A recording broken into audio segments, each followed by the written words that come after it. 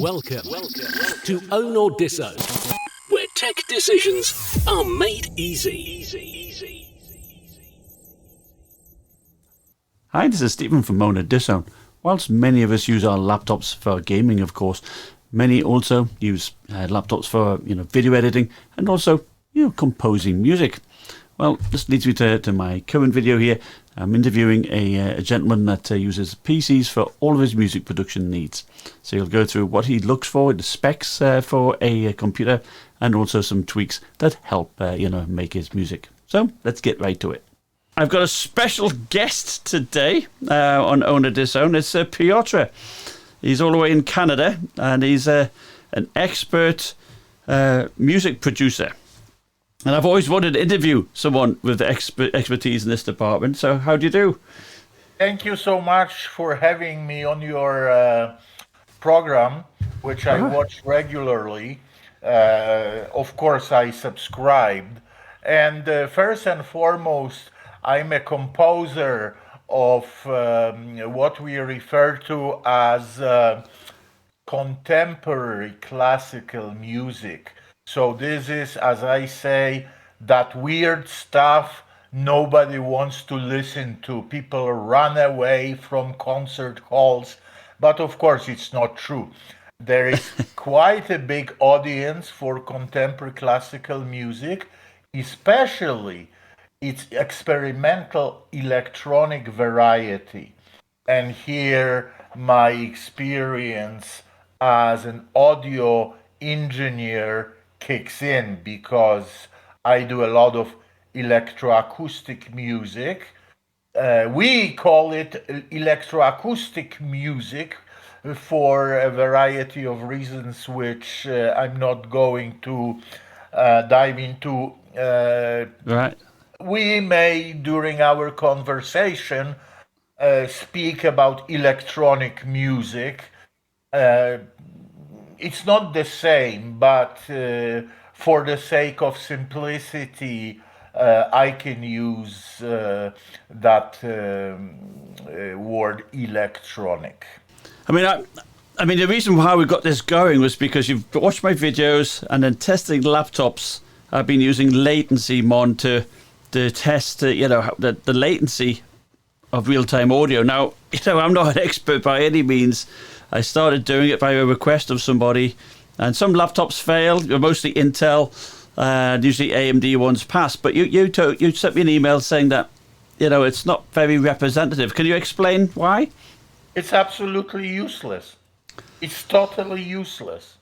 Stay away from Latencymon, because in truth, every computer fails. I have yet to see a computer with Latencymon running that wouldn't fail. It's absurd. That whole program is absurd. So it's actually, I've been wasting my time for years. Yes. Yeah. First of all, if you use Windows operating system, latency monitor usually reports that it is Windows kernel that causes the problem. What are you going to do? Are you going to tear out the heart of the operating system to make it unusable? And right. Herein lies the problem with Latencymon, because it reports that latency is caused by the essential parts of Windows operating system, and there is no way to bypass that. So is there, from my perspective, is there any way to evaluate a laptop to say it's going to be good for using your software or the type of work you want to do? Is there any other program I can use? I do not use any programs telling me what latency I have to face. What I do, as a professional musician, I use so-called DAWs, Digital Audio Workstation. And each DAW, worth its metal, will have a section in which it will inform you on latency you're facing. Okay. All right. So is that something like FL Studio? That's a Yes, I haven't yes. used FL Studio. What I use, and I have to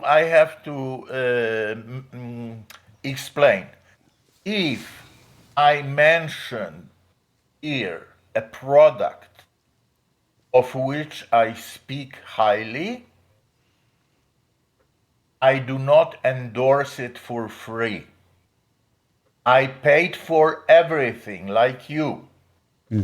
I paid for my PreSonus Studio One. I paid for other programs. So what I'm saying is 100% independent from any advertisement obligations. So to go back to what we were talking about, I use Studio One, which is offered by a company known for its interfaces, audio interfaces, PreSonus. Okay. It's fully integrated with these interfaces. It's simple in design. It's very intuitive. It works. It simply works very well. And it has something that I needed to mention.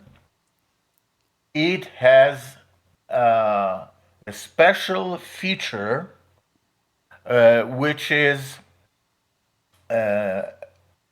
setup, which reduces latency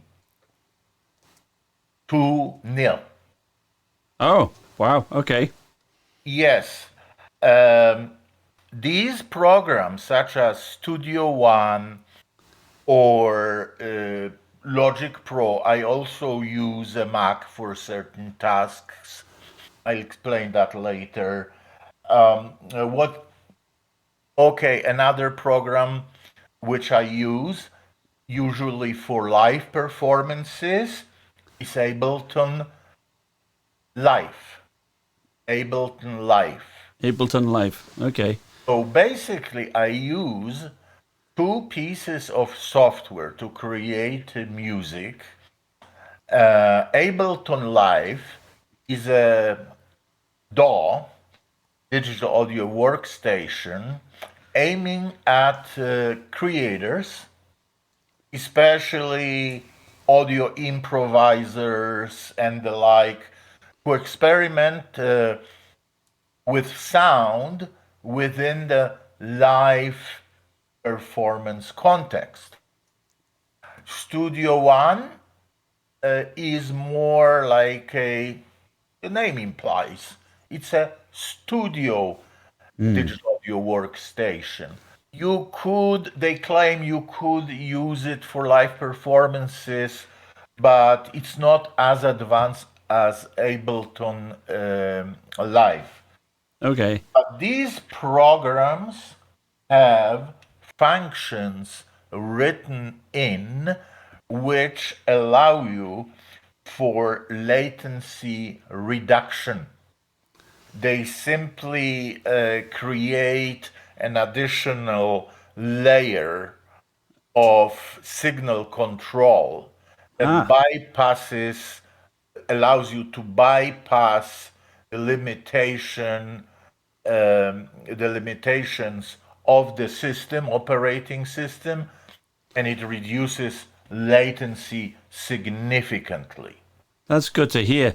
So, tell me, Piotr, is there like a limit on the specs of a laptop? If you could use a laptop for music production, what's most important? RAM, hard drive speed, the GPU. What would you say? I would say everything. if you have money, then and you are serious about music creation, then you should get at least a decent machine.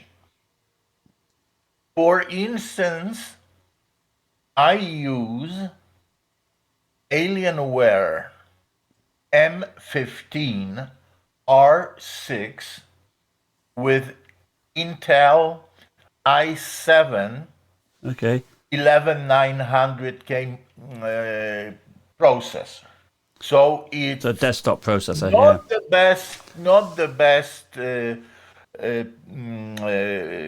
processor there is, but my Alienware laptop works beautifully with that i7 1100 processor. It's fast, it's stable, it's, in a word, very reliable and serves me extremely well to record live performances, to perform live. My studio work is done on a desktop computer, which I acquired recently, as you know. It's CyberPower PC. I don't know what it's called, Super Gamer or something, Yeah, with right.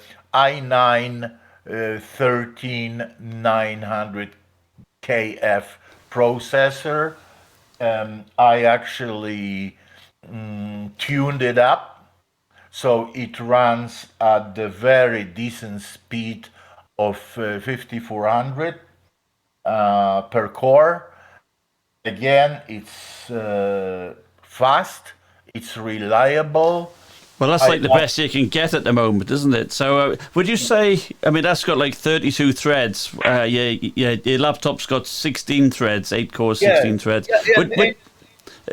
Would you say that the software is very multi-threaded, or is it mostly using a single thread, single core? No, modern software takes advantage of multi-threading. Okay.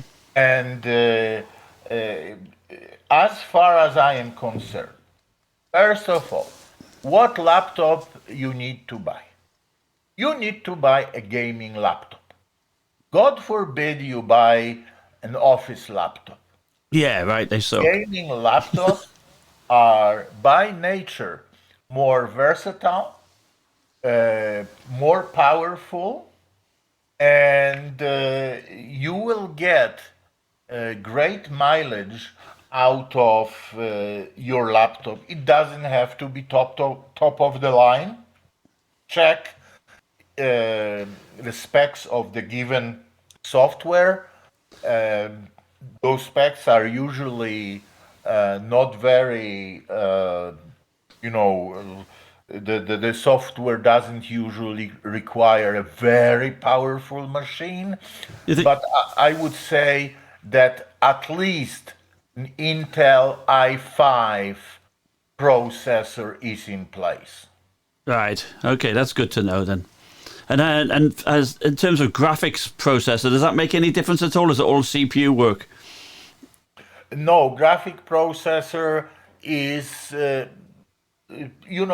when I was buying that desktop, I deliberately accepted that it had not the newest generation of the GPU.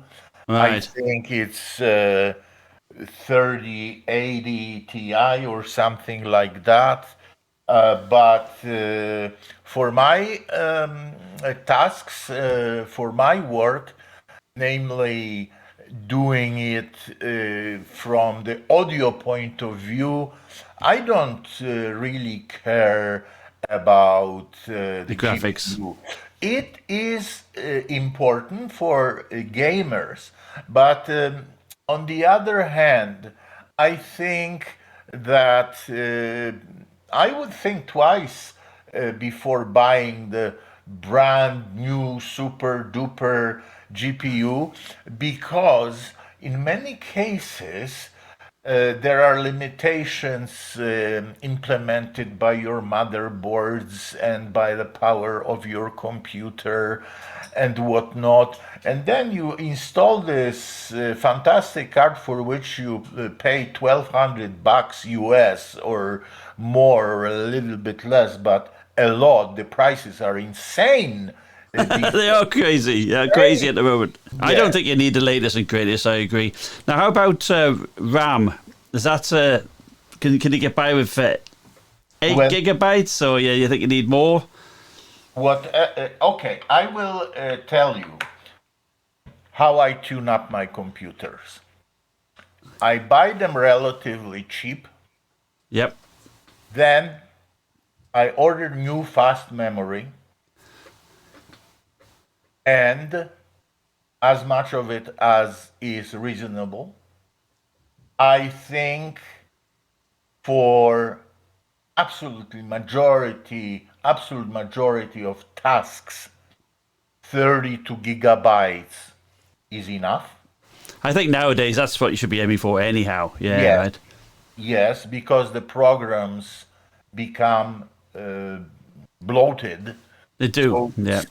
I have installed on my laptop, I have 32, the maximum that the motherboard will take. On my desktop, I have 64, and it can absorb 128, but 128 is overkill. I'm very It's expensive. Yes, and it's useless too. Yeah, you wasted. Yeah. Okay, it makes sense. 32 gigs for most tasks, fine. 64 if I do, let's say, a video with my music and I create video to it. Then I like these programs to perform well. So 64 gigabytes of fast memory is good.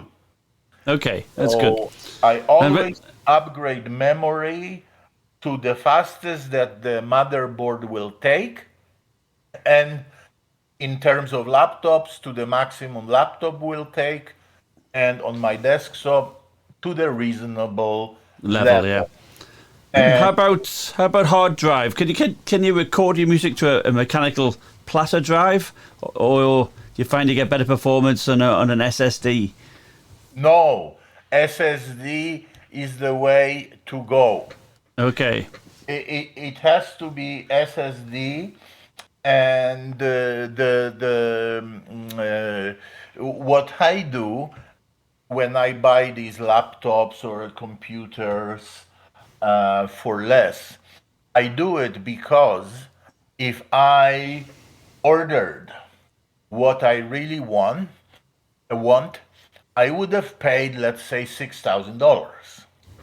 When I buy, because they are always overcharging you for extra memory, for extra hard drive, blah, blah, blah.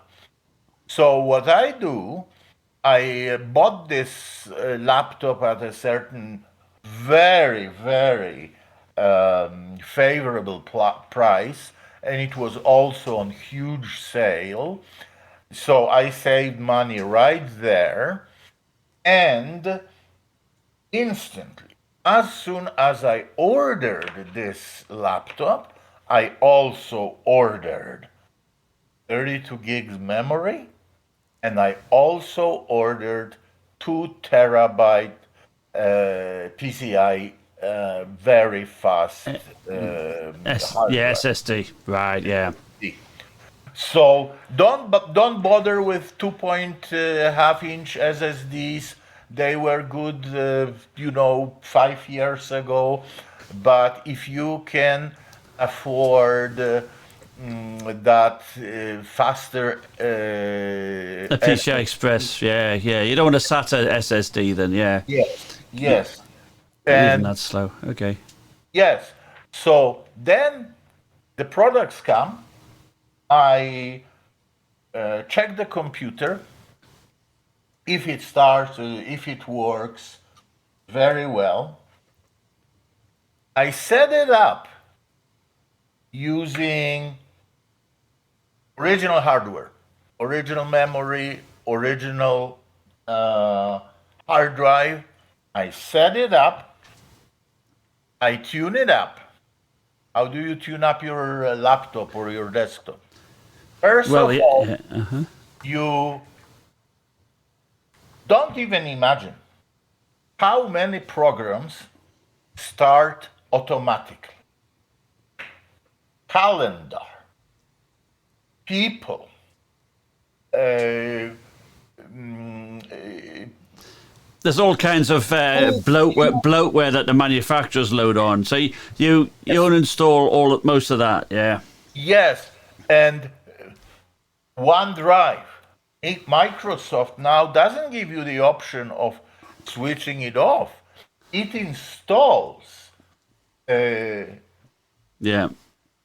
It installs with Windows, and it runs with Windows, as do many programs. Yeah, no, that makes sense. Now in terms of going back to the CPU, Piotr, have you used AMD CPUs much? Is there much difference between AMD and Intel? I got rid of it as well. I used a AMD machine. They are awful for music productions. Are they? They're awful. First of all, they have serious problems with Thunderbolt. I think they didn't introduce Thunderbolt until very recently because it was impossible to you could do it. Intel, yeah. Intel, also Thunderbolt is iffy, but it gets better. For instance, on my laptop, I use Thunderbolt connection for my PreSonus interface, Quantum 2626. It's an excellent Thunderbolt interface, and it works without a hitch. So Intel does it better and better. AMD, well, I had a very good AMD machine, and I mean, for gaming, for everything, it was probably one of the best machines I have ever had. But I ran into such terrible problems. First of all, there was no Thunderbolt connectivity. Then USB 3 was absolutely unusable when it came to audio. Wow. So you read my review of that desktop which I recently bought. Yes. And I said, under positives, USB 2, godsend for audio creators, because USB 2 works. It's been around for years. Yeah, but that's slower. That's slower than USB 3, though. So perhaps in data transfer, you will find many manufacturers of audio interfaces who still use USB 2. First of all, there are fewer glitches, if any, under USB 2. And as far as audio is concerned, the advantages of USB 3 are minuscule. But you mentioned Thunderbolt being better. That's got 40 gigabits per second, doesn't it? So is the data speed important? I mean, you think so more for video, but audio work, how much data speed do you need? No. If you buy a machine with USB 2 port, you're perfectly happy with. Okay. You know that as I explained as I explained earlier, these DAWs, digital audio workstations, I mean, these ones I use, and they are very good. They offer latency reduction.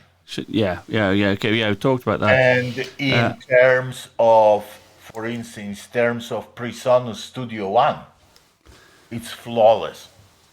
It's flawless. So, for instance, my desktop, I connected to it another PreSonus interface, Studio 1824C, and I do not experience any latency. Okay, so I'm wondering why the AMD system wasn't so good then, because that'll have an USB 2 or even 3 Type A port, or even a USB-C port. You'd think that'd be okay, wouldn't you? This is also a matter of drivers. Don't forget that if you use an audio interface, many of them use drivers.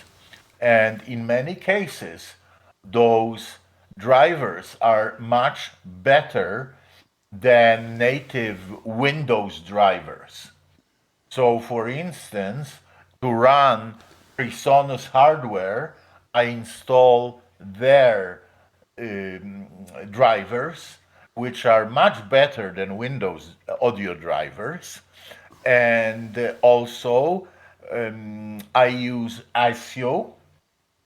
If you have a good driver for your interface, you have this ASIO option, then you're fine. And you don't care if it's a USB 2 or USB 3. And of course, I always take USB 2 over USB 3 on Windows because USB 2 simply works. There are no glitches. And I did try interfaces that were USB 3, and some of them they really didn't work on Windows machines. They would work on Macs because it is true that Macs are better for audio. The operating system's better. Simplest of terms, but there are other things that I don't like about them. I will tell you that after 32 years of using Macs only, about 2 years ago, I started my transfer to Windows, which I completed later last year, around November, December, transfer all the files, recreated files, and so on and so forth.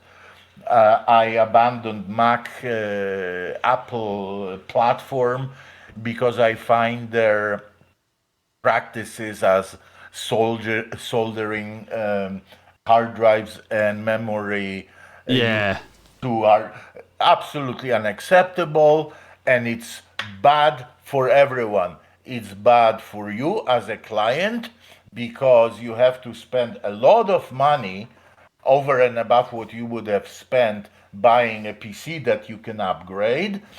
Then nature suffers because, as is inevitable, hard drive fails. Well, you can throw out the whole computer. Exactly. I'm with you on that. Yes. So I think we've covered most stuff. We've talked about your software which you use. We've talked about the hardware, RAM being important. CPU, you much prefer Intel. I think probably because the software is more tested with Intel processors and the drivers are better. GPU doesn't really make much difference. You have to explain about the tweaks, just eliminating all the startup nonsense. I think that's been very helpful for everybody, and I think going forward, I will stop using Latencymon because that's a waste of time. You talked about the interfaces, USB 2 compared to USB 3, because that was going to be one of my questions. I think that's anything else. Is there anything else you'd like to add which might help people out? I would like to stress the importance of drivers if you are into a music production, because for decades Intel was a leader in terms of hardware, processors, technology. AMD challenged Intel relatively recently. What it means is that companies such as PreSonus making audio interfaces had much more time to develop excellent drivers for Intel machines. Exactly. Whereas now they're catching up with drivers for AMD machines. So this is why in the future, I think it should not be a problem. But as it stands today, I would not buy an AMD machine again. Ryzen may be a little bit faster, although the latest generation of